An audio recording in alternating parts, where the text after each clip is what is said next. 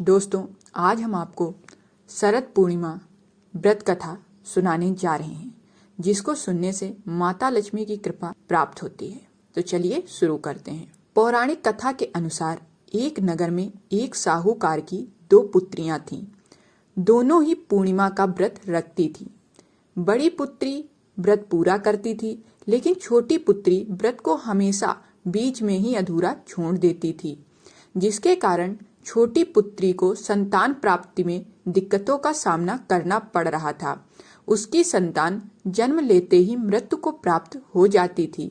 जब छोटी पुत्री ने पंडितों से इसका कारण पूछा तो उन्होंने बताया कि ऐसा तुम्हारे व्रत अधूरा छोड़ने के कारण हो रहा है। फिर छोटी पुत्री ने इस समस्या का उपाय पूछा। तब पंडितों ने बताया कि यदि तुम शरद पूर्णिमा का व्रत पूरे विधि विधान के साथ करोगी तो निश्चित ही तुम्हें संतान की प्राप्ति होगी। पंडितों की सलाह पर छोटी पुत्री ने पूरे विधान के साथ पूर्णिमा का व्रत पूरा किया, जिसके फलस्वरूप उसके यहाँ बेटा हुआ, लेकिन कुछ समय बाद वह भी मर गया। इसके बाद उसने बच्चे की देह को एक पाटे पर लिटाकर उसके ऊपर से कपड़ा ढक दिया।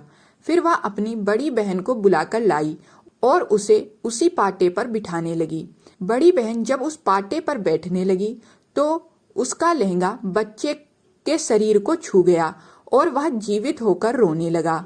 यह देखकर बड़ी बहन ने छोटी बहन से कहा कि तुम मुझे कलंक लगाना चाहती थी, मेरे बैठने से यह मर जाता।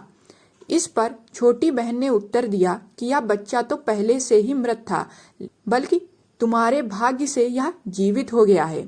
इसके बाद दोनों बहनों ने सभी नगर वासियों को शरद पूर्णिमा व्रत की महिमा और विधि बताई। उसके बाद से प्रतिवर्ष सभी गांववासी शरद पूर्णिमा का व्रत पूरे विधि विधान के साथ करना शुरू कर दिया। तो दोस्तों, ये थी शरद पूर्णिमा व्रत कथा।